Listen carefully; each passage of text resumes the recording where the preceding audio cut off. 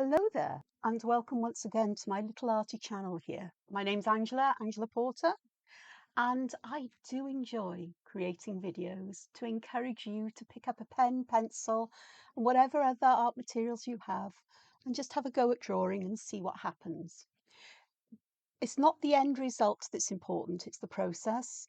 And for me, a lot of my art is done because it soothes and comforts me and helps me to regulate my emotions. I can also get very lost in it, which can be a bit of an issue if I've got things to do, as has just popped into my head, but I'm carrying on with the video. It's fine. All is well. And it's lovely to have you here. I know, another video. Second day in the shops. What is going on? To be honest with you, I don't know, but I feel like I've got more energy now than I have had for a while. I wonder if it's because the weather is cooler and more autumnal. I don't tend to do well in warm weather. I wilt an awful lot, but I've had a lot to deal with. Sort of like nothing major, but things that have just knocked me sideways in terms of being overextended from peopling and demands that are made on me, things I have to do, serious bits of adulting. And it all takes its toll. As enjoyable as many of the non-adulting things have been, um, it's it still drains me. So, on some days I'm absolutely useless. I know there's stuff going on inside me. I'm still making lots of adjustments to a revelation, I suppose you could say I had about a year and a half. Well, actually more than that. Yeah, about a year and a half, just over a year and a half ago. I went, oh, okay. And early this year went, oh, really? That explains a lot. So I'm not going into that because this is about art.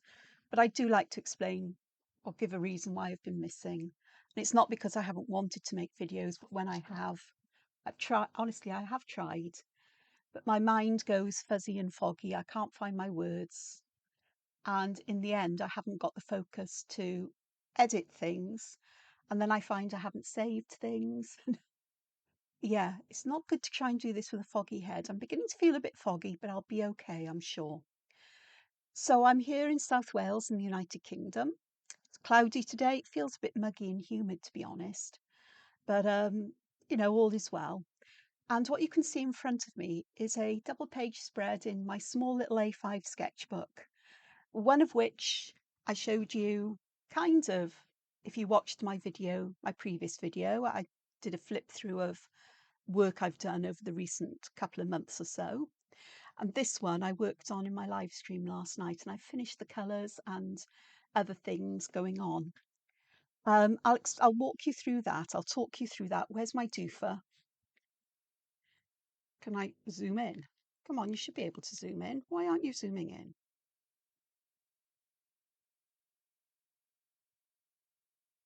I have no idea. My camera's refusing to zoom in, so we'll have to stick with it where it is. Right, that's focused, but it should still zoom in. Who knows? I don't. It's fine, it works. You can see, I'm sure. And so I drew these and I spent some time. I draw some in pencil, some in pencil, some in pen, some in pencil. I added watercolours down to here, using watercolour pencils, almost like watercolour palettes and so on. I added some patterns here and some shading with graphite pencils and just, or did I do that on? I'm not entirely sure. I know I use graphite pencils, but I got this far.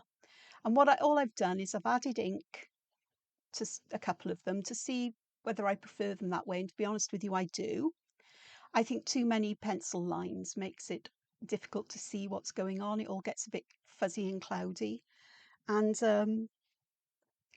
the pen defines those shapes more. I'll come back to that. I haven't added any more watercolour pencil with patterns because I just haven't.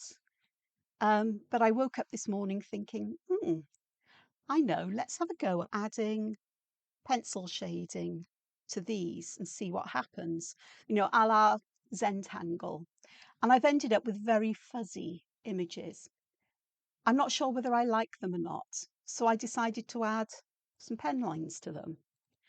And this is a point 005 fine liner. It's a Staedtler pigment pen, pigment liner, something like that.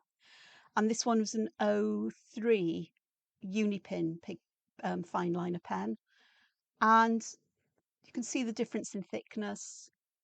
I'm not sure which I prefer. I think I prefer the slightly thicker one and keeping the thinner ones for fine details.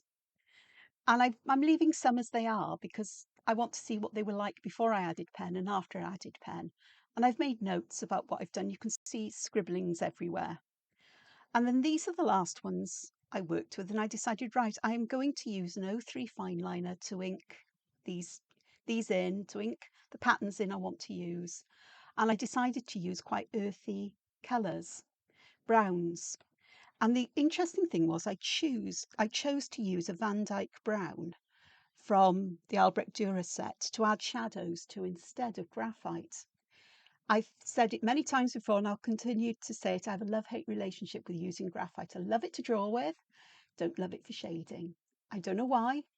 I haven't got a clue why. It's sort of like, I don't know. But I used Van Dyke brown here to put the shading in. And then I put colour on the top. And I was careful not to overwork it so I didn't shift the Van Dyke brown. And I've actually got quite nice shadows there. I did add pencil shading in all of them, I think, before I started. But then I thought, no, I'm going to add some Van Dyke brown. And that worked lovely. Van Dyke brown it's not a cool grey or cool brown. It's coolish, but it's warmish. It's hard to describe, but it seems to work nicely for shadows rather than grey or blue-grey and things like that. So, or using more of the same colour because it tones everything down, which is what shadows do, kind of. And I used a range of earthy colours. You can see the little test swatches here, little test bits with notes about what they were, because I forgot to do that at the top, but no worries. And I really like these. I've been saying for a long time, I'm tending towards these earthier, more vintagey tones. And I think that is likely to be a lot of the way I go. I do like the softness here. And over on this one, I have actually come back to some things. I did ink a couple in to see the difference again, to show the difference between them. But here and over here, I've added some details with the Sakura Moonlight Jelly Roll pens, just to bring things out. Here, you can see I've used a pale grey Moonlight pen on top of the pink, and I've put very fine spirals in. It's a very subtle kind of patterning, just tones everything down, but the pink still shows through. Here, I used a sort of yellowy green one, and the yellowy green, obviously, now I think about it, but it looks a different colour on top of each colour. And up here, I used pale grey on that lovely greeny colour. I do love these pastel-y colours. It's finding the right colours for pastels for me, I think. The yellowy green on the yellow, which, no surprise there, and blue on there. And it's subtle when you choose colours that are similar to the others, but they're still there. So I haven't done any more than that with these, but I thought I'd come along and see what I can do with them in terms of creating art with them. And I'm going to look at some of these shapes down here because I really like, or on that page, and see what I can do. Today, I have a piece of, that'll do, looking for a ruler. This is Canson Imagine mixed media paper. Oh, I've turned is this bobbling in and out now as I move? I don't know. Up at times. Canson mixed media paper, and which I do like. It works nicely for watercolour. It works nicely actually with marker pens as well. Mixed media, what can I say? It's designed for all kinds of media. It's a smooth surface that I enjoy drawing on, so it doesn't wreck the nibs of fine liners and other pens too quickly, which is always a blessing. And I like to put a border on my page to give me an area to work within. And today I'm going to see if I can arrange some of these patterns in an interesting kind of manner. I'm not quite sure how I'm going to do it, but I am going to be brave. And I've got two pens here. I've got an O2, let's turn them the right way up so you can see, an O2, a 0.2 and a 0.05 Staedtler pigment liners. I'm pleasantly surprised with these at how tough their nibs seem to be compared to some others. So I'm quite happy about that. Okie dokes, let's go for it, is it? Glasses on. Which size have I got? I have got O2. So I'm going to choose something that I can start to have some of these sort of like motifs coming off from. So I'm going to start up here. I'm going to start towards the top third, and I'm going to draw one of my favourite kinds of things to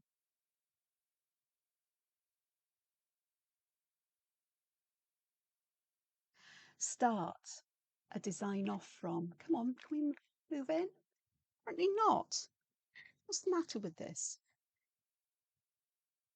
Oh, honestly, technology. Perhaps it's telling me that I should have a rest today from this. And I'm going, nope, I'm doing it. All right. Oh, gosh, I now can't get Doofer back together. I'll try and put it in the right place. Nope, it's not. Who knows? Nope, I'm not wasting time. So what I want to do here is I'm now going to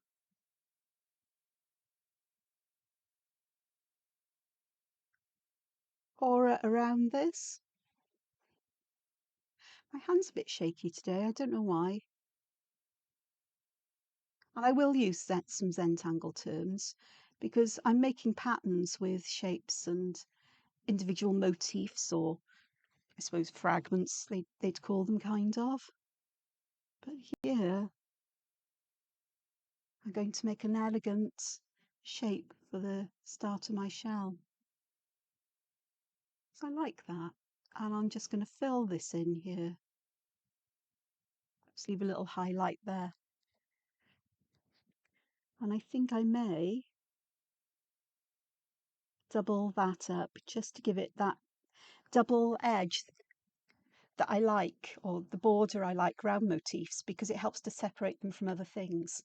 I love to work with stylized shapes and forms. I love to work with patterns. I love to work with imaginary things, or things that have been inspired by nature and other artists. You know, I've got a particular love of arts and crafts and so on.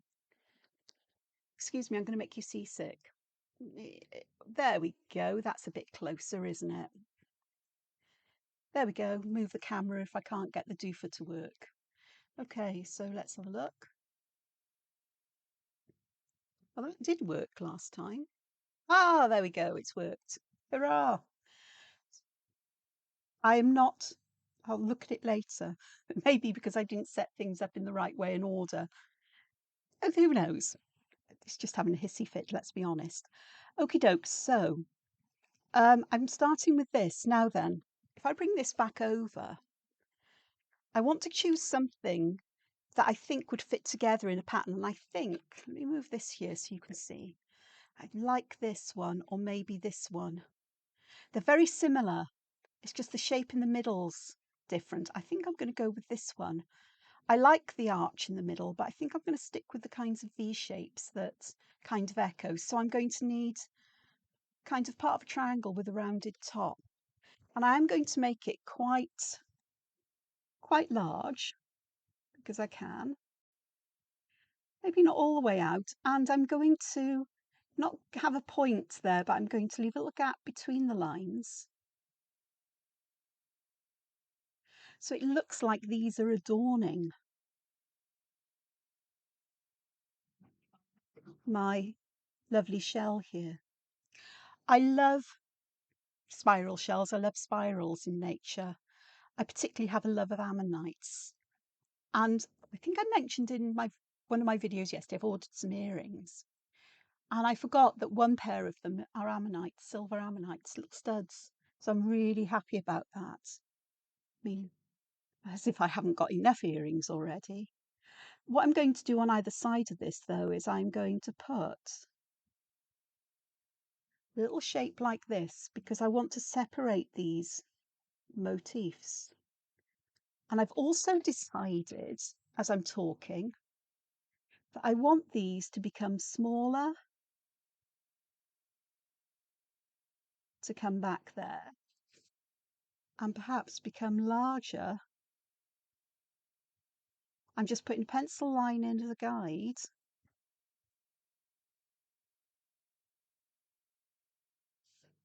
to come around here. Now, whether this is getting larger, I don't think it's getting larger and larger, but it'll be fine. And then I can have that shape there, which will be the last one. I don't want this to go around here because that wouldn't look quite right. But if I can get it to come there. So I've just drawn some pencil guidelines in to help me with this. And that's fine. I can erase them afterwards or leave them. You know me, I love my eraser. And it's not because I'm creating mistakes, because that's not what I do here. But it's just those guidelines. And I would like them to disappear. So here we're having another one of these. Another one of these here. Then I think I may just have the last one. I could split this into two, but I'm not feeling it. As in, I don't think I want to. I'm just going to tidy that up. Pop that there. I'm just going to find a different pair of glasses, Amo, because those ones are making my eyes go a bit funny because I'm working too close to the artwork. So here I can start now.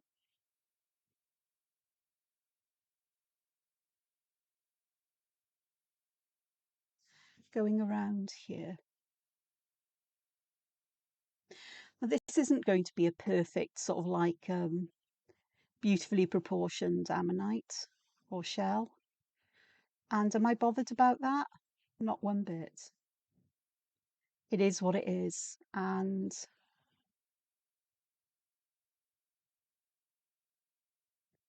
just one way of playing around with these shapes and making something with them, I think, more than anything. And it's what I love to do. Now I've cut an A4 piece of paper down and I've taken a sliver, cut it down. I've cut a piece of A4 paper into half and I've taken a sliver of paper off two edges, short edge and a long edge. So I'll be able to fix this into my sketchbook when I've finished if I wish to. In fact, this was probably the best thing for me to do. But I do have a folder that I've kept my loose pages in until I get round to binding them in some way. But I do have a sort of like a big lever arch folder, one of the big, thick ones, full of, like those plastic pockets you put in. But instead of them being plastic pockets, they're actually like big envelope things, folder keepers. What size? I was thinking these lines were getting very fine here. It's because I'm using the 005 instead of the 03, which is what I wanted to use. It's okay, it'll work out fine in the end. They always do. I'm not going to try and go over everything here because that would be a bit daft. I'd end up making more of a mess of it than I have now, but it's okay. There's a difference in size, but it's not so dissimilar that I'm going to be upset at the moment. My main aim here isn't to work towards the centre, but is to keep the shape of these sections approximately the same. So I want that kind of coherence here.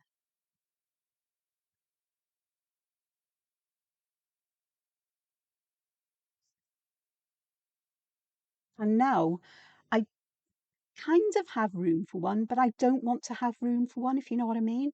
So what I'm going to do here is instead I'm going to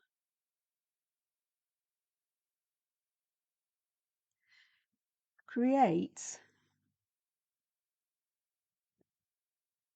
something that is similar to, but not identical to,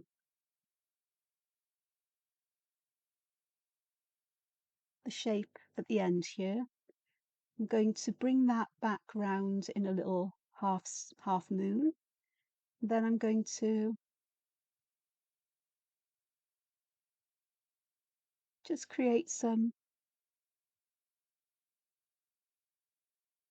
auras like this. And I think another one would be good because then that means I've got 4 there. And the one here is the 5th one. And I've got an interesting shape here that I can fill in like so. To the point where I'm actually going to put some black there. So that is my, this is my basic shape. And you can see that the shape of this is kind of echoing this. And I think this came from my noggin, from one of the images I showed in the flip through of my work, where I'd done this, but with texture instead of clearly defined lines to give it kind of a ghostly feeling, as if it was far in the distance or an echo of what it's going to be as it grows up, you know, an image.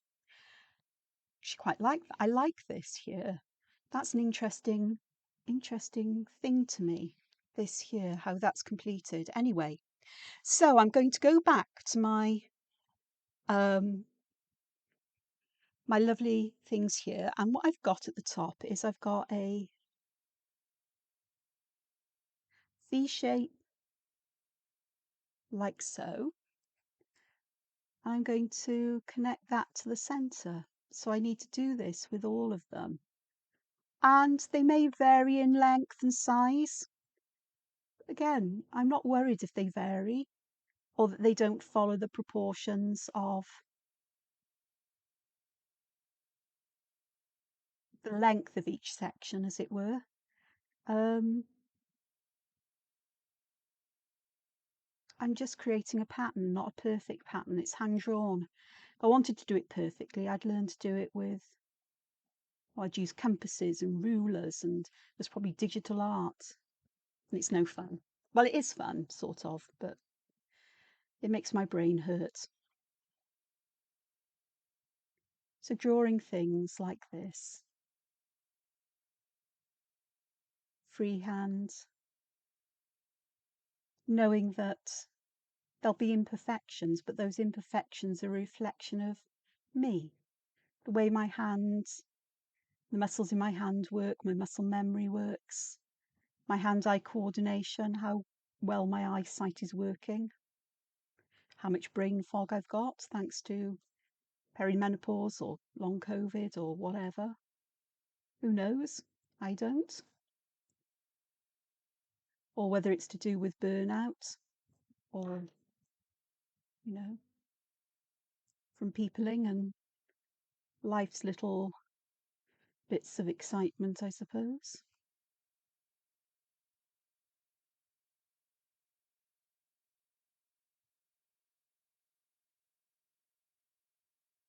These lines are a lot finer here. These were definitely done with the 05, so I'm going to very carefully try and draw over them without making too much of a cack-handed effort at it. Cack-handed is a British expression meaning a bit of a mess, being awkward and, you know, just making a mess of things instead of doing it in the best possible way. And I can be very cack-handed, especially if I'm having one of my clumsier days, shall we say. Because boy, can I be clumsy. Always have been. I can walk into things that I know are there. I see them and I still manage to walk into them. And I don't even notice until bruises come up, or I think, gosh, I've hurt myself here. How did I do that? It's usually because I've walked into something, bumped my knee, caught my foot on something. It's always been the same. It is not age related. My sense of spatial awareness goes, and it used to go particularly with, the rhythm of my hormones. So that's my design. I'm sorry if I went off the screen, but all I've done is just repeat this pattern around them. What I'd like to do, I think, and I'm going to use the 005 for this. Yes, that's the one I want. I need to get some coloured tape to stick around these so I can tell which is which without having to try and find the is I am just going to put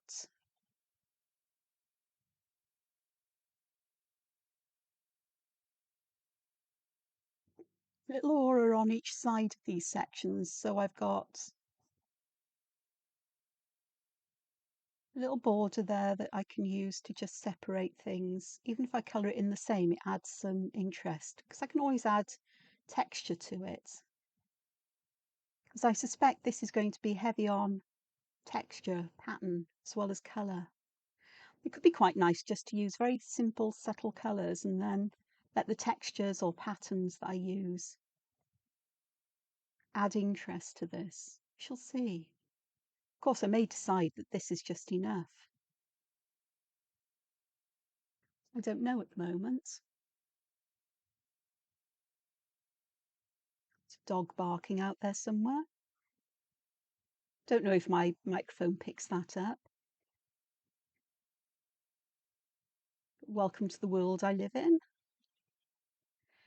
There's a plane flying over, but there's not very many cars moving. It's so much quieter, the world, since the pandemic. Or it seems to be. I don't know whether that's because people are taking a holiday before the schools go back next week. We had a long weekend, so plenty of people take that opportunity to have time away and to have that last hurrah of a break before the craziness of school term starts again.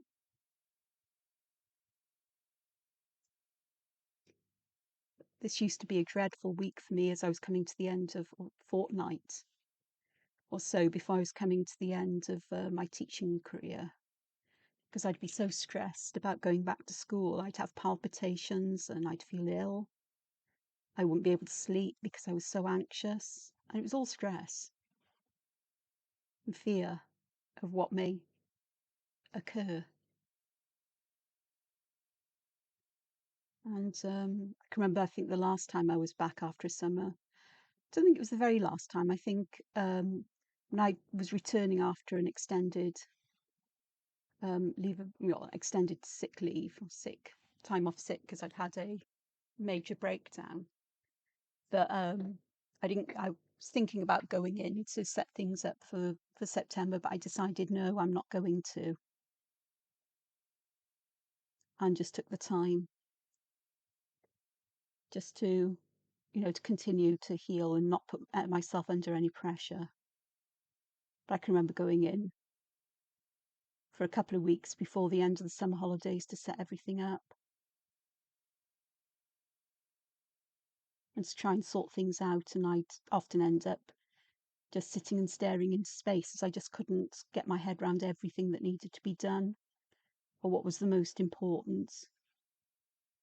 And it would just, yeah, I was heading towards my burnout for a long time.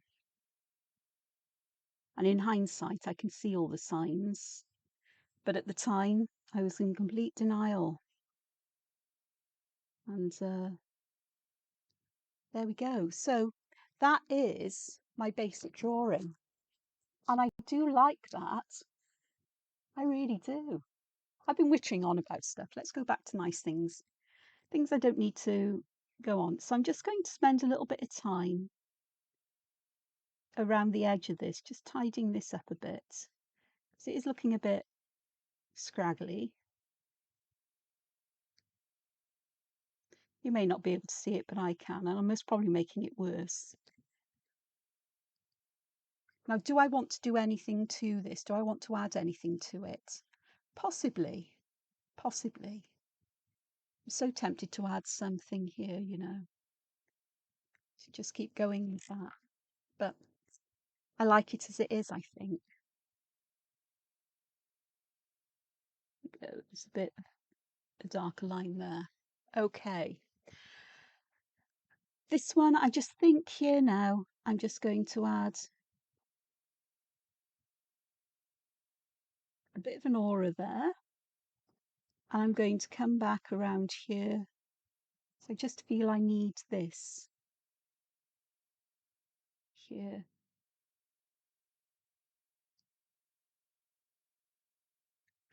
Yeah, we got a bit close, a bit wider there and a bit closer there, but it's fine. I think you'd see that in nature. There's always variations in natural things. So that's I really like this. This almost begs for something to be growing out of it, but I don't want to because I just like that shape there. So if I was going to add something to this, I would have things growing out of it. But how about I just don't do too much here in the way of embellishment? Let's have a look at adding some colour. I'm just going to let that, put that out the way. Oops, as I throw things everywhere. I'm really good at throwing things everywhere, you know. So what I've got here is I have got my Albrecht Dürer with me. And in there I've popped some Inktense pencils because I've picked these out as being browns. They don't have a Van Dyke brown in their collection. So I went looking for one that was quite similar. And I think the one that I'd want to use is either sepia, but that's a bit too on the grey side. I've got natural brown, got a bark, which is actually quite nice. Mink, dark mink is interesting because it's a sort of like pinky purpley grey. It's mostly grey, but it's very warm toned. Payne's grey is too blue. Burnt umber could be interesting because it has a nice warmth, a bit of warmth to it. And I think that's the one I'm going to go with. I don't know. Oops. Yeah, I don't know whether I've got any. Also got brush and water. Silly question. Silly statement, Angela. And I have some tissue here. So my first job is to remove the pencil lines that I had here because I don't want them.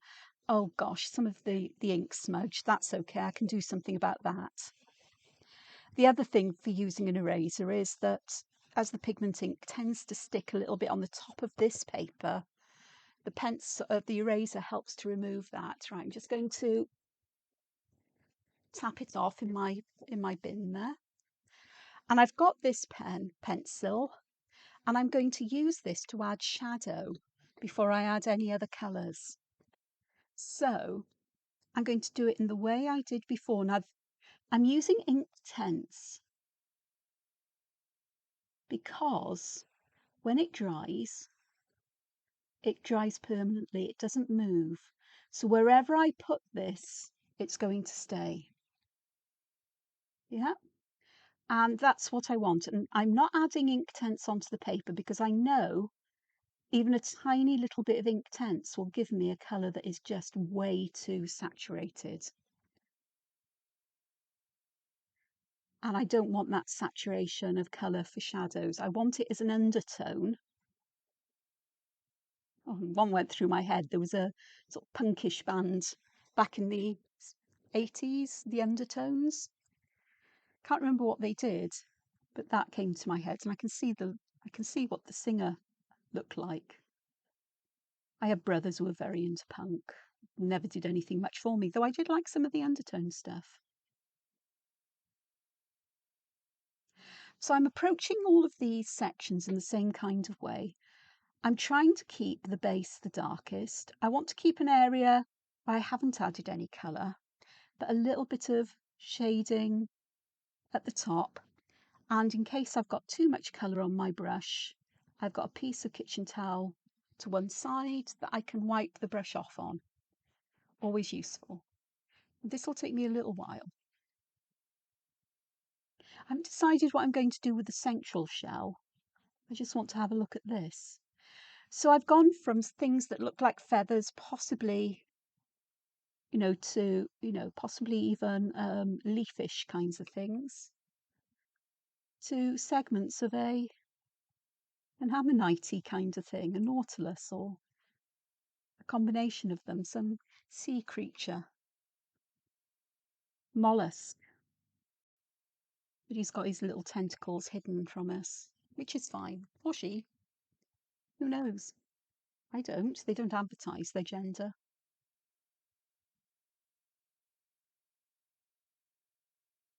All I know is I love the shapes and the forms of them. Always have. I've told this story before, but I'll tell it again.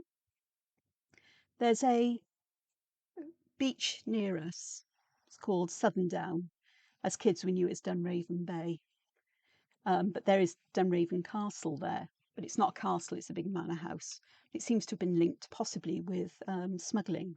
So there used to be lots of smuggling happening there. It's a lovely sandy beach, but it also has rocky platforms of Carboniferous age limestone, mainly, and chock full of fossils.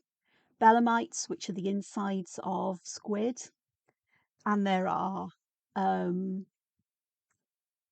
what they call devil toenails, but they're sort of like a kind of mollusk, like mussels, kind of.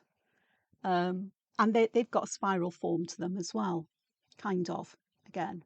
But they look like toenails in the way that they're formed, so hence devil's toenails. But they also have tons of ammonites in the limestone shelving. And I used to be fascinated with them because, what child wouldn't be? Well, apparently I was the only one in the family just about who was. And I remember going down there one day, there'd been a storm and there'd be a rock fall. And there was this huge boulder, very cube-like. You can manage to get on the top, and I got up there, and there was this enormous ammonite in there. It must have been 5, 6 feet across. Well, to a young girl, it most probably was 3 or 4, but it looked absolutely enormous. And I begged my dad and uncle and cousin to get it out of the rock and to take it home, and they just refused. They said, "There's no way we're going to be able to do that." And so I'd go back and have a look several times during that day just to check it was still there, because people. Though it used to be very quiet there. I think there was us and perhaps 1 or 2 other families there. Summer holidays, school summer holidays. And back in the day, not many people had cars or would travel to such places. But my father was quite adventurous in that respect. He liked to visit different places and he loved water. I do as well, very much so, but not to swim in the sea, because I know what lives there and I also know what's being dumped in it these days. So not a chance. But anyway, so it was still there at the end of the day when we left, because I checked before we went home and stood and viewed it again in awe and wonder that something, sea creature so big, shelled creature so big could live there, would have lived at one time, because, it was enormous. Must have been 5 feet. And we went back a couple of days later because it was quite a common thing in the summer holidays. As it wouldn't just be my family that would, my brothers and sisters and so on. If my aunt and uncle and so on were down, they'd be there. My grandmother and grandfather would come. So there'd be 3, and my mother and father both drove. So there'd be 3 or 4 cars going. And so brothers' friends and, all kinds of people would go along. We went back, and my first trip was to that rock, and the ammonite had gone. I don't know where it had gone to. I still don't. But I was really, really upset that I wouldn't see it again. But then there used to be an enormous one in the museum in Cardiff. It's not on display now. Obviously they changed the displays, whatever. I used to love going there on a Sunday afternoon. I was old enough, sort of like it was an enclosed space, and you could wander off on your own quite happily, as long as you were well behaved, and I always was. And the information cards that were with the exhibits were much longer than they are now. Nowadays, you get told what it is, and that's about it, really. Not much more.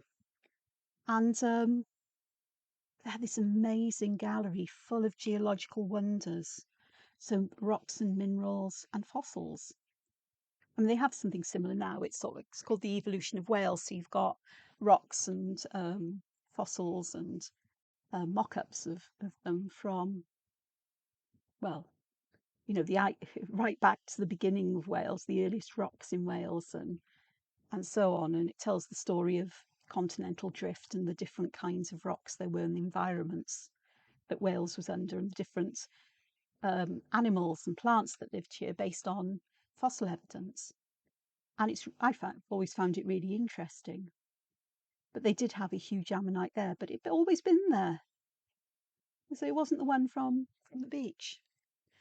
So very subtle shading and colouring, because I don't want this to dominate my colours. I want it to be there underneath what colours I choose to add, to darken them, to enrich them, and to add that shadowing, so that I can add simple washes of colour, sort of like starting darker and blending outwards, or blending two colours together if I choose.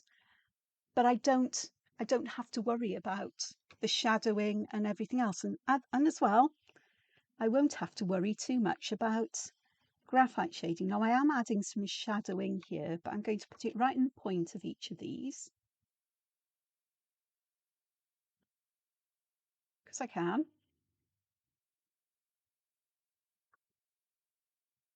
So my love of spirals has been with me for a very long time.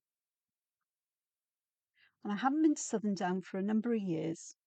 It tends to be very busy in the summer on nice days. And, sort of, don't leave home as much as I used to. I lost that kind of confidence, or I wasn't so aware of the anxiety it provokes in me. I think the anxiety was always there, but because it was always there, I didn't realise how high it was. And now if I go out, that's partly why I get so exhausted, because it really does exhaust me. But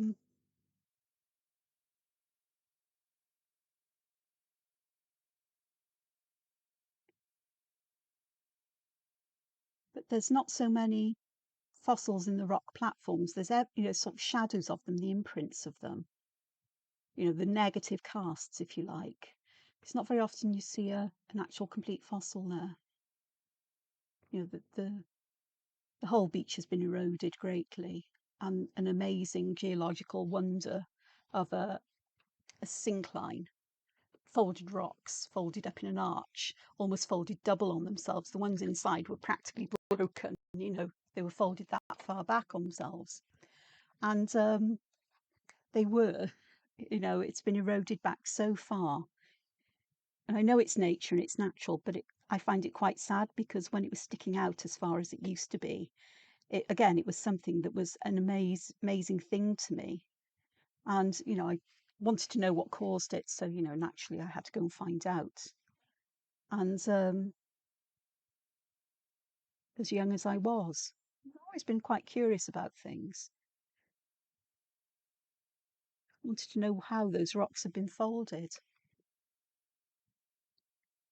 And that's left me with a lifelong love of geomorphology and geology. Not that I wanted to do it in university, because that would involve field courses, and I'm not one for hiking miles and so on, never have been. But the intellectual aspects of it, and being able to admire the specimens collected by those who are braver in terms of hiking, it's fine by me. I really do. But I still enjoy that. And I still check back. There's a new volcanic eruption in Iceland, and I do check in on that a couple of times a day if I can, check and see what's going on. And I just love watching it. I saw, I think it's Isaac Finnbogason, something like that. His drone footage from, I think, the day before or earlier yesterday, and it had the they've recorded the sound of it, because the live feeds, the live cams don't have the sound. And it was just wonderful. You know, it was just an amazing kind of thing. So on these sections, I am putting slightly darker colour here just to separate them from the rest, and just to darken the shadow at the base here. And I am going to put a bit more shadow around the edge, because I want that feeling of it curving under. And so I'm going to play with that with this colour really.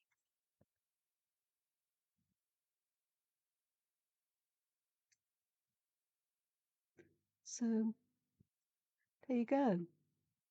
These days I'm happy if I find something to watch about cuttlefish. I find octopi fascinating. They're incredibly clever. Far cleverer than people might think. And some of them are very beautiful in terms of colour. And cuttlefish I have a particular fondness for, because how they know how to change their colour when they're sat on top of the colour. How do they know? How do they do that? I have no idea, and I don't think science does really either, but it is just fascinating. So that already is beginning to have some dimension in it. I haven't even added any colour yet. So I am going to go around the edge. Ooh, and I am going to add a fair amount of darkness along the edge, and I'm just going to spread it out as well. A bit more water required in my brush.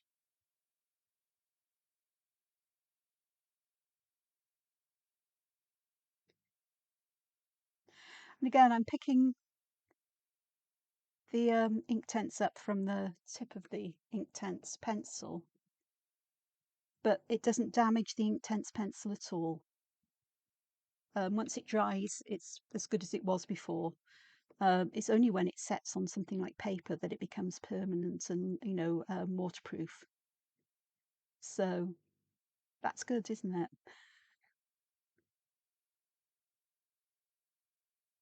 So that idea of using Inktense came to me while I was adding the Van Dyke Brown. I was thinking I've got to be careful now when I add colour, because I don't want this shading to move. And of course, the Inktense is the perfect solution for that. I'm trying to be careful here because the paper's beginning to break down a bit, because I have put, you know, I haven't left it to dry long enough, and it's mixed media paper, not watercolour paper. But for me, trying this out today, it's good enough for me to use. How are we doing? 47 minutes. And just to get an idea and a feel of this and how it's going to work out for me more than anything else.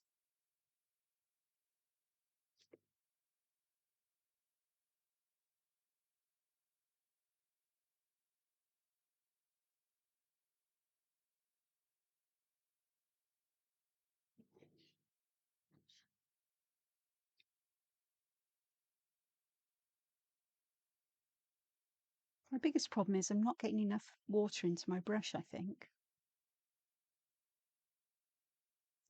Which means that it's the brush trying to move the pigment with paper rather than pigment with water, I think.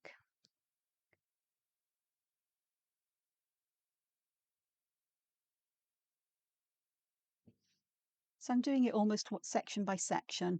They're not going to be identical again, and I'm not going to worry too much, because it's the overall illusion that we want, not necessarily no step-by-step illusion. And I think it'll be fine enough as it is. Just try and get a bit more. Oh, that's better. There's a bit more water flowing now. A bit more colour at the edge.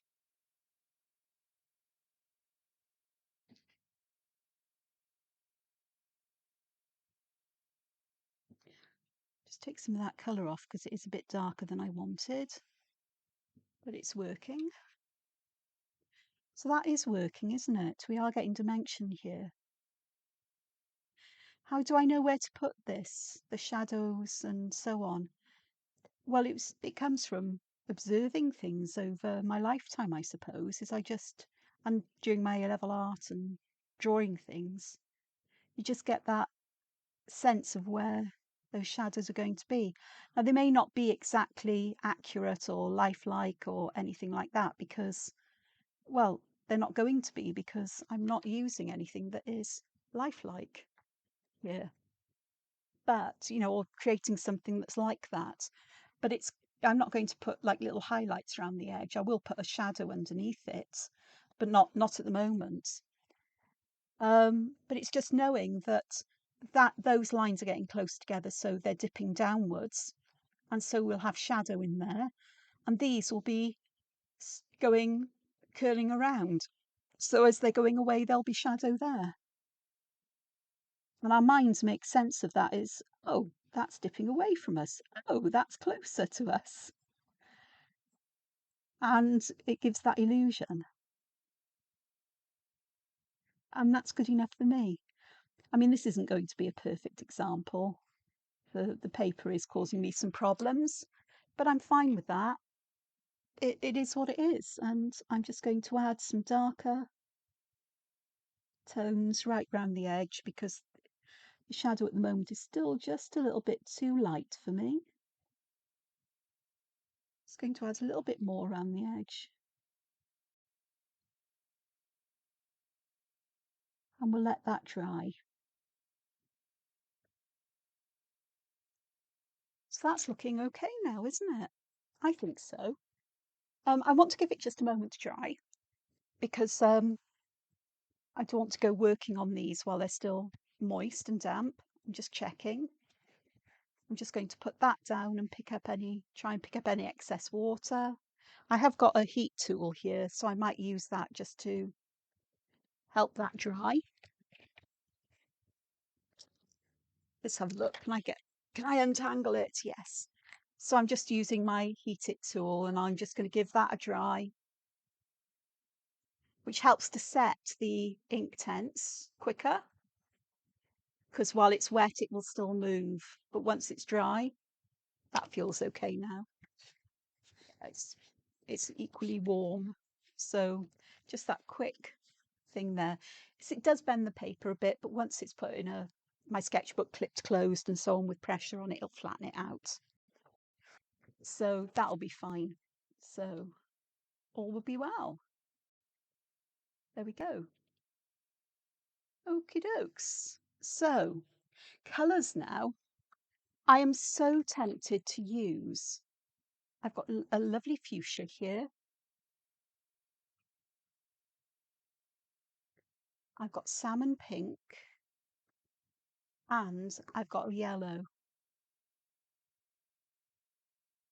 Do I want to use salmon pink or do I want to use something that's more like, don't want a madder. There's a colour I used yesterday. Do you think I'll be able to find it though? Middle purple pink. Wasn't that one? There was a beautiful red I used. No, I don't want that one. Permanent carmine. It wasn't. Where's my sketchbook? It's over there. Did I make a note of any that I really liked? I don't think I did of these colours. Let me have a look. The alizarin crimson, I think, would be the one. I did make a note of it. How good was that for me? And I found it. Now then, do I want that pink in there or shall I think I'll just go with those colours. I'll have that sticking out just in case. But for these, I want to approach this in a different way. And I'm going to do one section. I'm just going to pick a section here. I want the yellow in the middle because it's the lightest toned. Then I'm going to add the salmony colour on either side. I'm going to overlap it a little bit. And then I'm going to add the alizarin crimson or lizarin, depending on how you prefer to pronounce it, as my darkest tone where the shadows lie, the darkest. In fact, in this one, I could do with a bit more of the salmon here. Just to help to make that transition, I think, from the yellow to the red. The colours don't look wonderful there. It's like with all watercolours, it's adding water that brings them to life. It starts the magic. And I'm working from the light colour into the darker colour to get those blends. And where I've got water puddling, I'm just going to leave it puddle and do its thing. And I'm just dabbing my brush off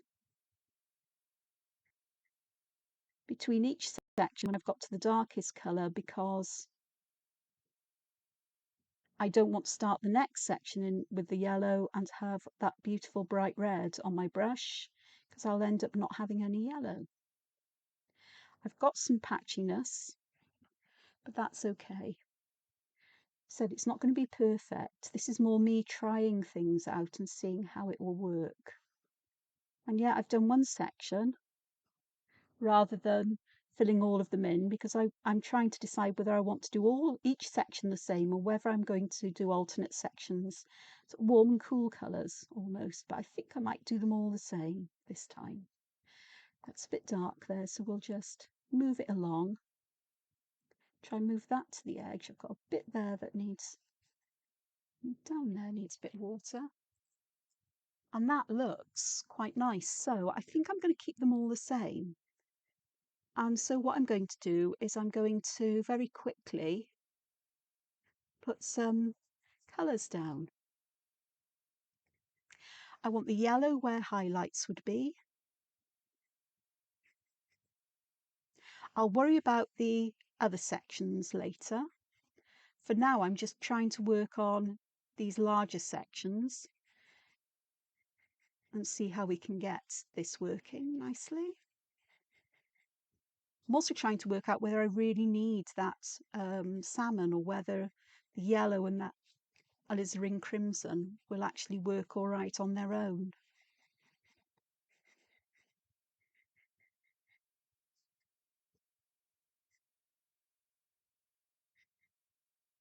This is one of the beautiful things, I think, about watercolour pencils.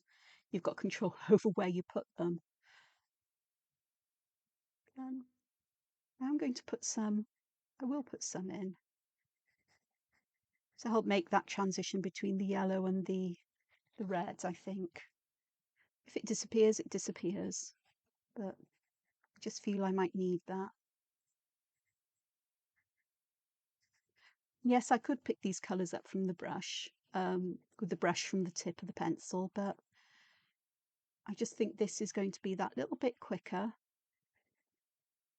rather than faffing around going between brush and pencil if I just put the colours down.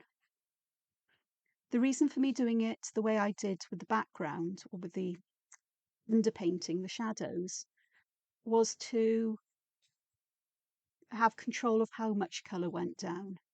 And I think that with coloured, by using these like pencils to lay the colour down, it can be more difficult to just put a tiny amount down. And I noticed when I tried doing this, a lot of the colour disappears as you wet it, because it gets soaked up into the brush and it doesn't stay on the paper. Whereas this way round, there's so much on the paper that it's not really going to make much of a difference, is it?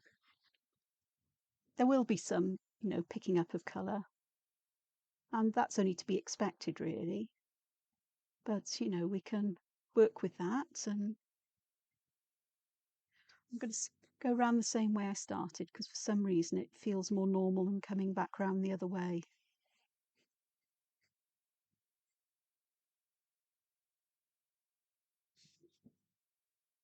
You see the difference in the colours as I'm laying them down as they are now, and then what happens when they are activated with water, dissolved.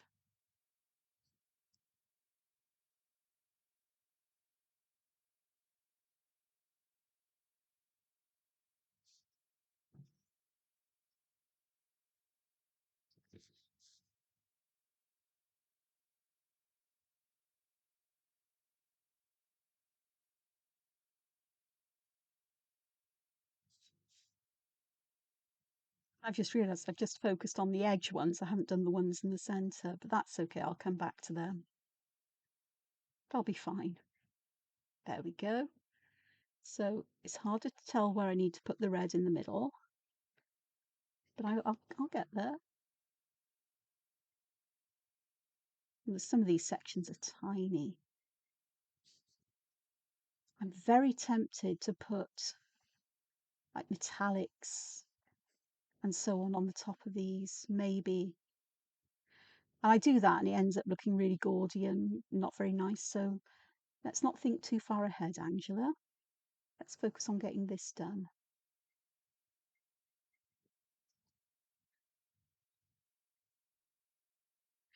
Okay, so start from the yellow and work in one direction, just activating this and allowing them to blend quite naturally.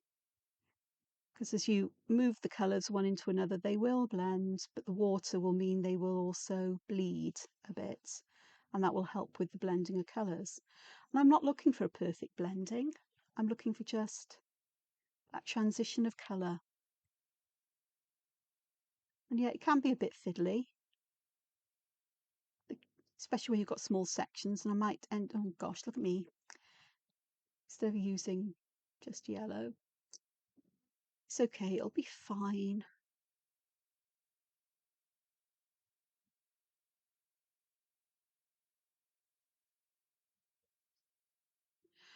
Okay, and you can see how much the colours dim down when they're dry.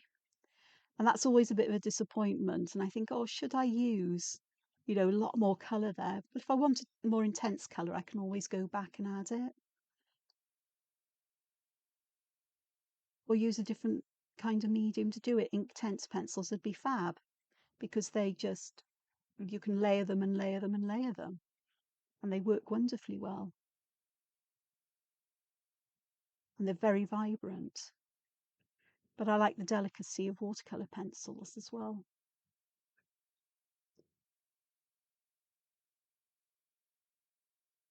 And for me, it's all experimenting and learning. I've had a long fascination with watercolours, and I seem never to find my way of working with them. Um, I've got quite a few sets because, oh, they're pretty. Oh, there's colours in that one I haven't got. Oh, everybody raves about this set. I'll have to have a look at them. But pencils are so versatile in so many ways.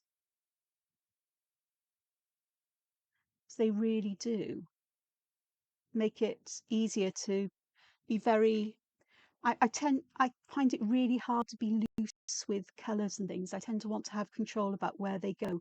I love to watch watercolours blooming one into another. But when it comes to adding colour to a drawing like this, I don't want that. It's okay for backgrounds, but I don't want it here. I want more control over it. Because although it's a stylised form, I still want it to feel like it could be realistic almost in its way. So it's all a bit of a funny thing, really. Oh, my screensaver's, what have you done?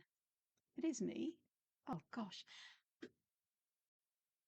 There we go. My screensaver came on and claimed that it didn't recognise me. Oh no, it wouldn't because my webcam isn't working on my camera. I've got a different camera plugged in for recording for YouTube. It's fine. I have to change that. How long it takes before my screensaver comes on or the computer turns itself not off, but almost goes to sleep. I hope that didn't cause any issues with the recording. It shouldn't have done. Should have to look into that. Try and remember to look into it soon. So there we are. We're getting around this. I am rushing a bit because I'm conscious of time.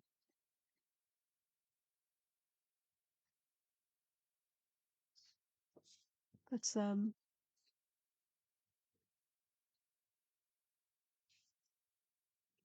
I'm also enjoying the process at the same time. You do have to work quite quickly. I don't want to fuss around with the colours. That's for sure, because that leads to disaster. You blend them the best you can, you activate them the best you can, and then you leave them be, because the more you fuss with them, the more you're going to be, in my opinion, well, I know from my point of view, or the more disappointed I end up and think, why did I do that? But so I like to move quickly, and I think these sections that separate these areas, I think they're going to end up a single solid colour, and then with some black patterns on them, maybe white, maybe gold. See, look what I've done there. I've mixed red with that yellow. It's okay. It's happening in quite a few. I'm getting more of a golden orangey yellow. Look, that's more water, Angela. You're running out of water in your brush. That's not good. Oh, there's plenty of water there. It's just that the reservoir that the brush hairs go into runs out of water. It's not a constant dribble from the tank. It's sort of like you've got a way of controlling how much water gets to the tip of your brush. And of course, I like these because A, I'm not having to go back and forth to a jar of water, which gets muckier and muckier. I've got a constant supply of fresh water, clean water. It's not always fresh. It might have been in there for a couple of weeks or even longer. It's fine. I'm not drinking it. Works on my thingies. And I've got nothing I can knock over and create a mess or a problem with, which suits me very much, considering how clumsy I can be. And if I have a mug of tea with me or a drink, then I can get very confused as to where I need to rinse my brush and what I drink out of, which is not a good idea to drink out of water you've been washing your brushes in.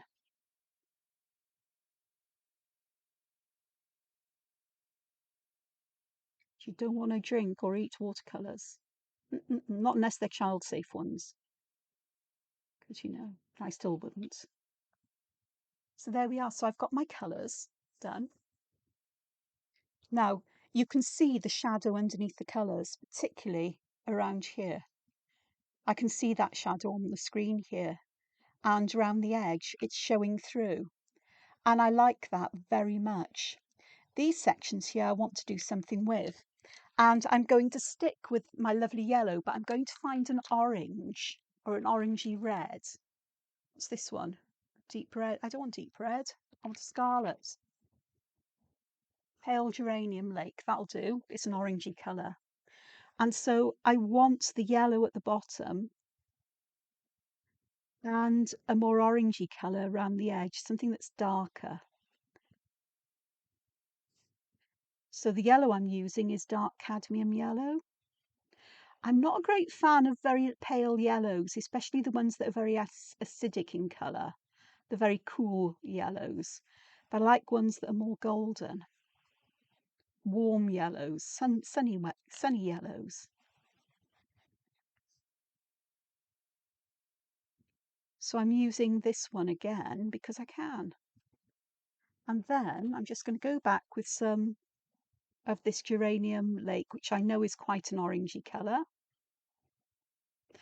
I'm not being careful how I colour in. I may not go right up to the lines or cross them over because I know that the water will do a lot of the heavy lifting and tidying up for me. So if sometimes it looks a bit scratchy the way I've put colour down, it's going to until I activate it with water. And that's the other advantage of these.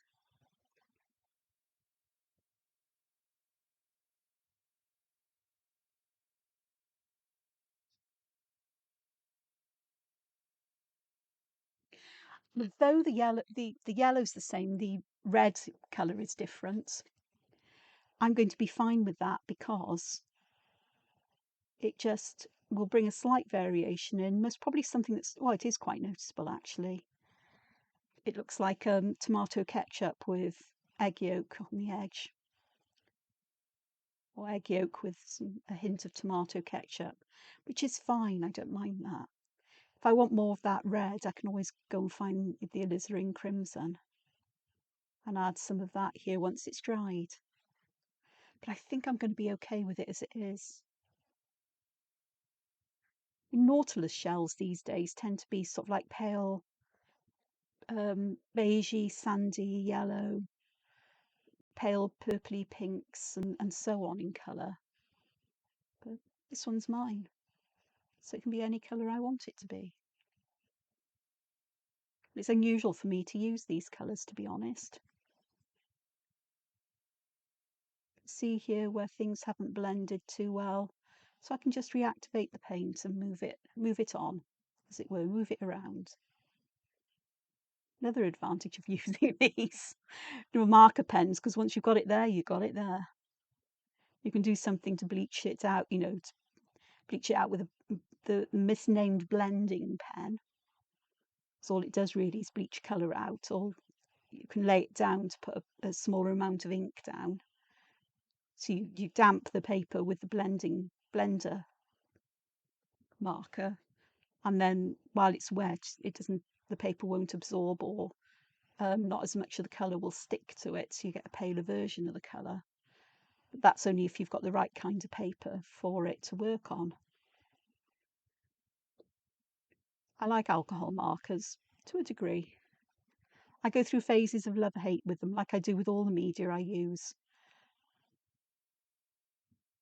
I mean, for me to spend as much time doing this as I have. Now that actually looks, I'm actually really quite happy, and I know what I want to do with this. First, let's dry the so-and-so.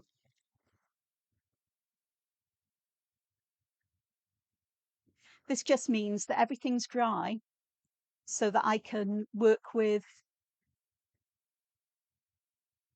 different colours, and I know what colours I want to use.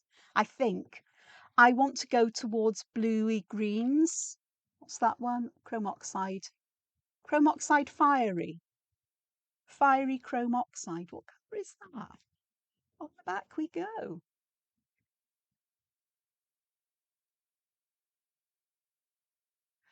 That's interesting. Too green, because I'm looking for turquoises. Bluish turquoise is one of the favourites I've got, but I also want, have I got a greenish turquoise? Should have. It's finding it. Got cobalt green, but that's just a bit too light. Oh, what's that one? It looks like hello turquoise, but it's helio turquoise, and I could do with a green one. Is that one? Dark phthalo green? Nope. Phthalo green. It's not bad. Not bad. That's the cobalt green again. Chrome oxide green. It's a bit too on the green. I want something that's bluer. So I'm going to use these, particularly the blues, because I know these blues. So I wanted a turquoise green.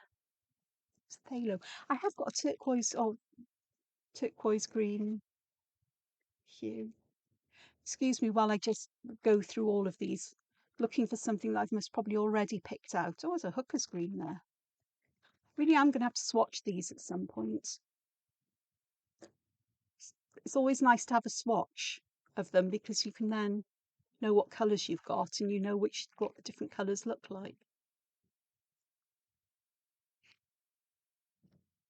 I might just use the phthalo green, because as it stands, I really can't see the other colour, because that's the bluish turquoise, which will be nice. So I'm going to put the bluish turquoise in the middle near the yellow, and I'm going to do it in each section. And I want a greener colour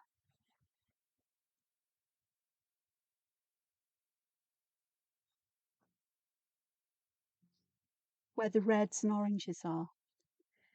Complementary colours in it.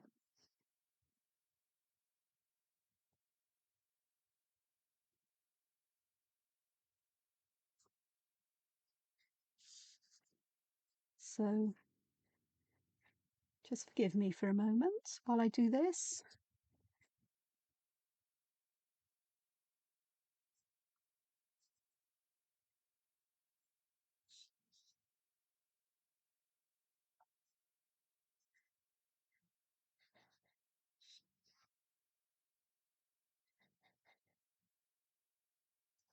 I'm going to try and put anything there. Okay, so this one is the helio turquoise. What was that one? That was the bluish turquoise. This one's greener, I think. So let's just put some of that down. And then I've got phthalo green, but there's a dark phthalo green.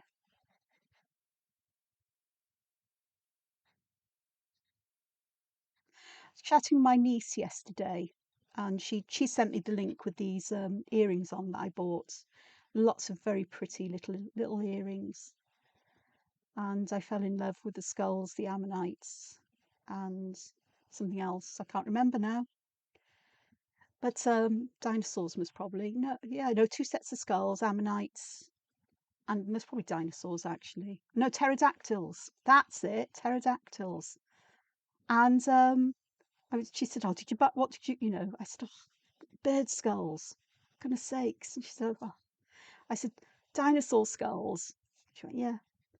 And I said, "Ammonites." And then she said, "Oh, did you get any of those pterodactyls?" Which was spelt without a P and very phonetically.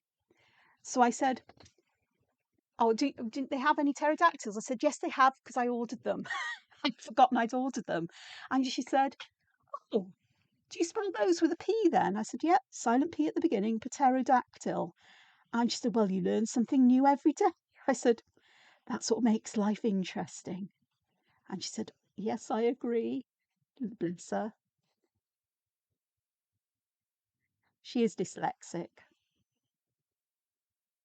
but she does like my pterodactyls because I have a skeleton over my bed and I have quite a few cuddly ones somewhere. Now, I think I might go for the dark, not the hooker's green. Is that the dark phthalo? No. Is that dark? No. Is that dark phthalo? Yes. I'm going to go for the darker phthalo green because I think that would work better here.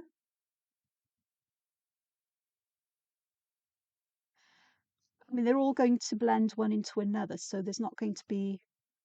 I want them to do that. I want them to blend from the bluey turquoises to make a green turquoise, and I think this will work. I hope it'll work. Well, if it doesn't, it doesn't. What have I done? I've used a bit of time, used some paper, little bits of watercolor pencil and pen, and you know, I'll have learned from it. I've learned that perhaps using colour in this way isn't for me. I keep trying it, don't I? I do. I don't give up. I think I'm making it worse because I know that I've been at this for ages and it might take 20 hours or something for it to upload to YouTube once I've finished letting the editing program zhuzh it up. I don't do serious editing. I can't get my head around that. You have it as it is. My mistakes, warts and all. I don't have any warts myself personally, though. But you know what I mean, hopefully. All my mistakes, all the things, my witterings about random stuff.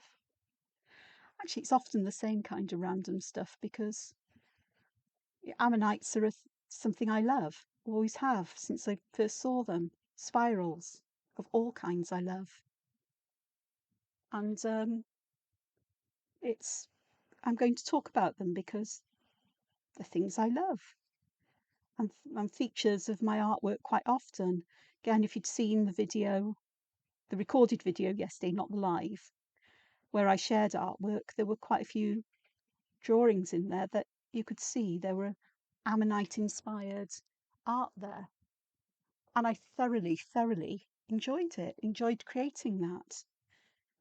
And so it's not an uncommon thing for them to creep into everything I do. Now that is the colour I wanted.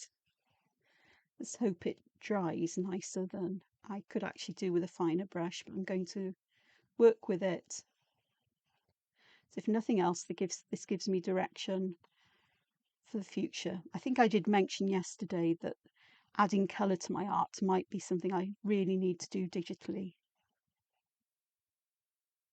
So as precise as I am with pens, pencils, in drawing, when it comes to using brushes and markers and so on, I'm severely limited. Well, put it this way, they don't work as well for me as I'd like them to do, no matter how often I work with them or how much I practice. probably haven't got the best brush here, but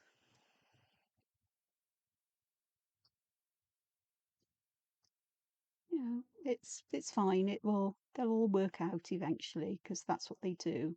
Got a bit of leakage of colour into this section, so I'm likely to do some green or perhaps some gold or green gold there. I've got a green gold pencil. Not gold as in metallic, but the colour is green gold and it's rather lovely. It's because it's not a green.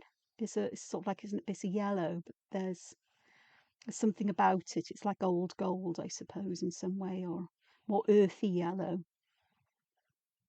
It's not an ochre, but it's just a nice colour. So I might use that there actually, because that would work nicely, possibly.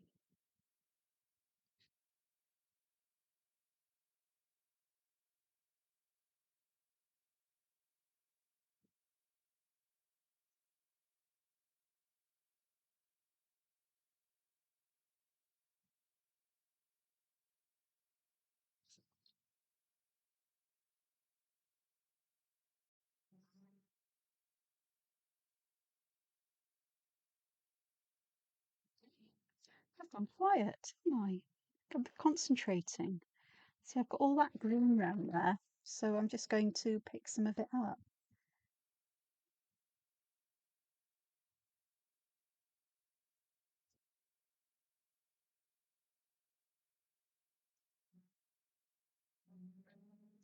Yeah, I definitely need to use a finer brush or not rush as much. My patience is very limited when it comes to adding colour. I do have to say that. I'm much happier with working with pen and pencil.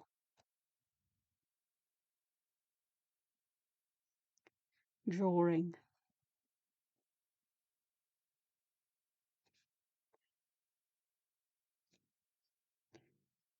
Every now and again, I like to wrangle with them and see what I can do.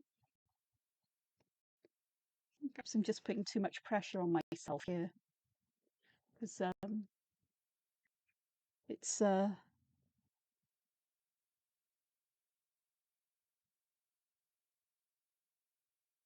I do want to finish it in one video rather than break it up, and not really want, if I take a break from it, I may never come back to it. And you know, I think I'm quite tempted to leave the central shell as it is because I quite like that contrast of just the shadows from the sepia there with the colours around the outside here. There's just something about it that just seems a nice balance or contrast. So got that done. Tell you what, on the screen it looks so much better than it does to my face. The colours look so much more vibrant, but they're still really nice here. And I have to remember that the brown I used for the underpainting was something that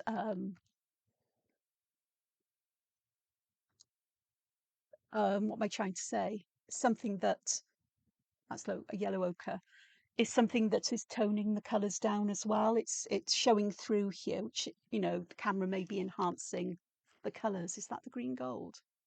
It is. I'm going to use that here. I'm going to put it around the edge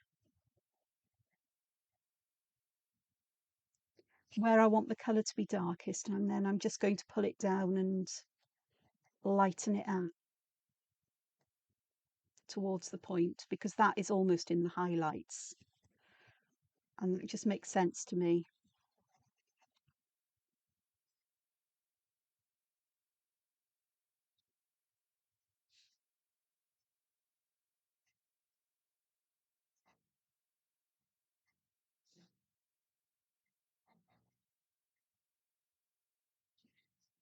Just move my eraser out the way.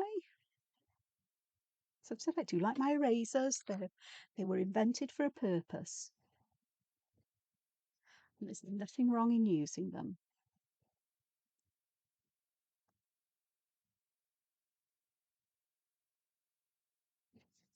I use them to remove excess pigment from the pen that might be lying on the surface. even if I don't have any pencil to erase. So it means then when I use other media, I'm not going to get black streaks of that pigment. Because not all papers absorb, the pigment will sit on the surface and it doesn't stick to some papers for quite a while properly. It takes a while for it to stick properly.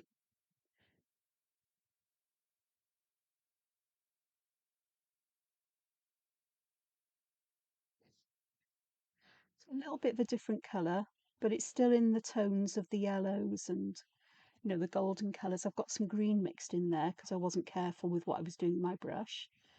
But I'm okay with that as well because it will happen. It's happened here. And again, as I said, I'm fine with that. I just need to work on that little bit. A bit.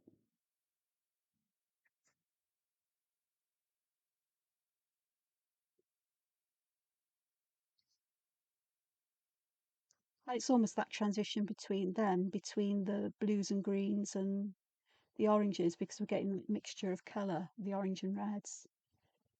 So I'm happy with that to happen. Happy accidents.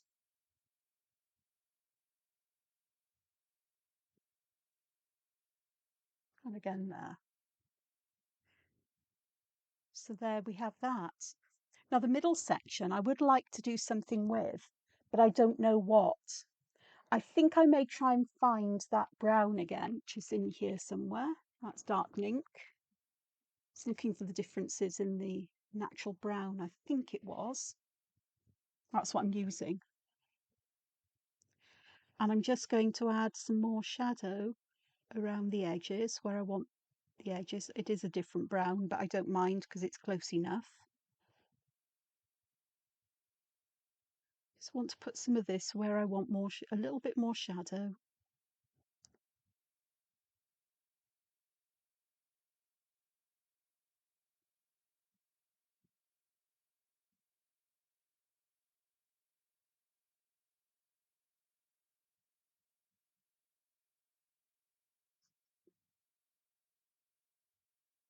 Like so. I'm going to add a bit more of this here with these. I do want some more. Do want the shadows a bit darker, especially where these are up against the edge of the shell. Whatever these are, the tentacles? I don't know.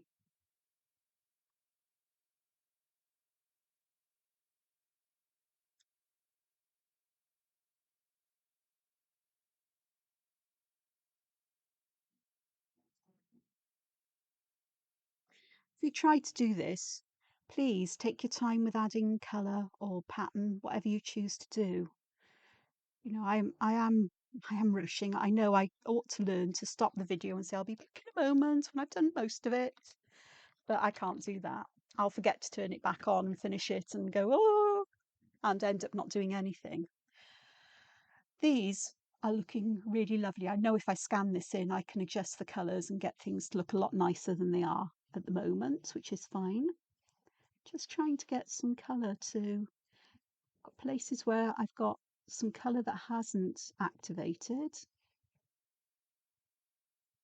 And I want it to, where I've got little white patches that I don't want.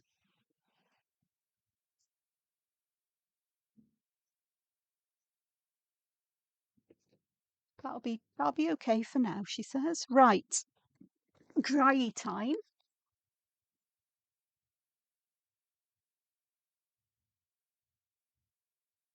Okay. Right, I'm just going to pop that to one side. I'm going to pop that there. I will keep my pencils out for a moment, though, because I will want to put shadows underneath this. But what I'm going to do is I'm going back to my pens and I'm going to pick up my O2 because that should be dry. And one of my favourite Zentangle patterns is Diva Dance. So that's what I'm going to add here, going from the inside out.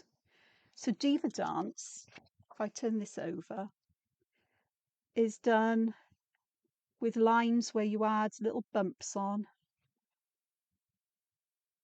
and then you go over your aura, add a bump if you need to. You don't need to on everyone, but and it begins to create a really interesting texture, which always reminds me, or always seems to fit well with shells and the like. So I'm doing that. If I move it up to the camera, will camera focus? No, of course it won't, because I haven't got it on autofocus. But I'm doing that from the center of this out.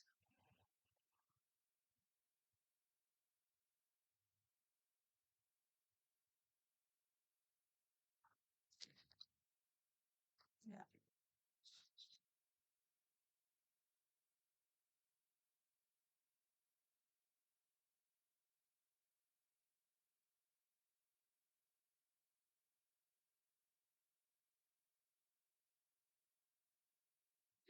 I'm not going to fill the whole of this spiral with it. I just want some of it.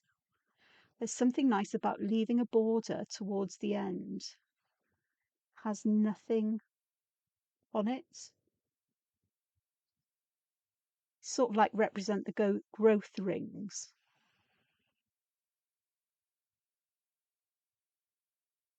Because they grow ring by ring. The, these shells have got chambers in them. And as the creature, say the ammonite, grows, it needs to build a bigger shell. And so these chambers, it moves forward and forward, and these chambers become float chambers. So they become filled with air or water to help them float or sink. And it's really very clever. They were doing things that, humans didn't do with submarines for millions of years, really. Same principles. Mind you, fish did that as well with their swim bladders and so on. And whales and so on. They're able to change the density, their overall density, so they either sink or float. It's quite amazing. I guess with humanity, technology had to evolve, develop enough for technological equivalence of what nature has done for a very long time, or for science to develop enough for them to work out how they did it. It's also that I'm a scientist, I know this, and this it's not easy. It wasn't always easy to do science, still isn't in many countries, and it's not valued by many people nowadays. But it's fascinating when you work out, well, that's how they do it. Whoa. And there's always more to learn. And that's why science confuses people, because scientists will always say, well, we didn't know that, but we do now. And what we've thought has been wrong because we've got this new equipment that's measured things in a different way and has made us think that what we always thought from the previous results we had perhaps isn't quite the story that we thought it was. That's why we have theories or hypotheses and not, scientific laws. There are very few scientific laws which are known to be correct, as in never changing. So at the end here, I'm just going to open that up. So I've got that going on there. With these, I think I'm just going to leave them as they are. I can't think of how I could add colour to them. I know what else I want to do, and it involves or shall I? Dare I? Oops. Let's have a look. What's come out of gear? I can't find all of my metallic pens, but I've got these. These are Pentel dual metallics, the hybrid dual metallics. So this one is gold and orange or red. This one's just gold with gold. Gold with a lighter gold, I think. But I think that could be interesting. Oh, got a Prismacolor ebony pencil there. How fab. Just looking through to see what I could make use of. What's that? Oh, didn't know I had that one. And there's the moonlight that I thought I'd lost. Welcome to my world. Oh, and I've got a pen here that doesn't have a lid. Expect that one's no good. Or is it? Let's have a look. Oh no, it still works. It's bright pink though. It's got no lid. I've got a brown lid. Pop that on. That'll do. Right, so I think I'll use the red gold. So excuse me for all the clattering. And instead of using white for now, I'm going to add this down these parts, I think. Yes, I think so, because I think I'd rather like the contrast and that little hint of sparkle, because, you know, who doesn't like a bit of sparkle? Yeah, I know somebody's going to say, well, actually, I don't. But I think the red on top of this green would be quite striking, to be honest. So I'm only taking the dots up as far as the junction,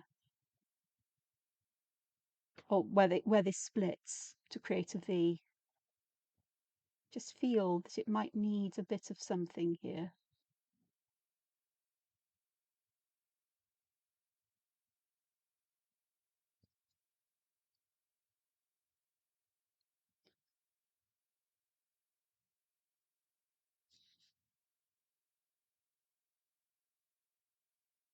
These are really, really lovely gel pens. Said they're Pentel Hybrid Dual Metallics, and they come in, I think, 6 or 8, 7, something like that. Not sure if there's more or less, sort of like colour combinations, and they work really well both on light coloured paper and dark colour. And depending on the colour you've got behind, you get different colours appearing.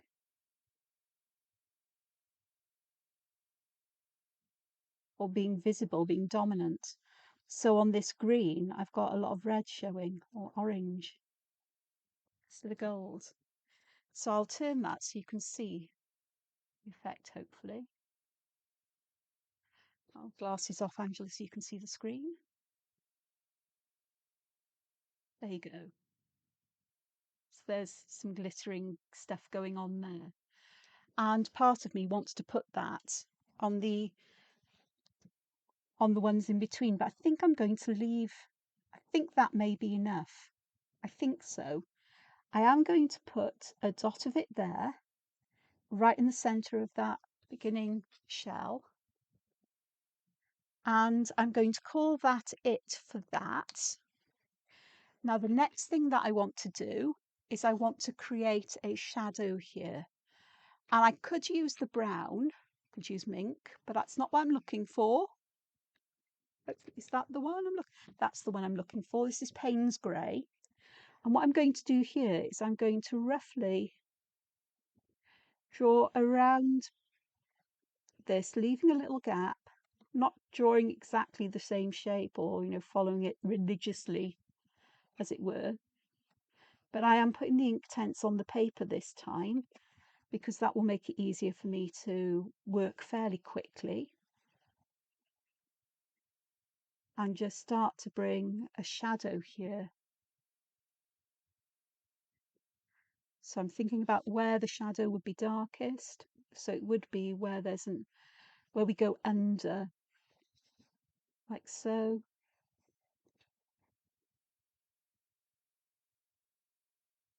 I'm using Payne's Grey because it will be subtler, or the blue grey will work as a shadow nicely on the paper.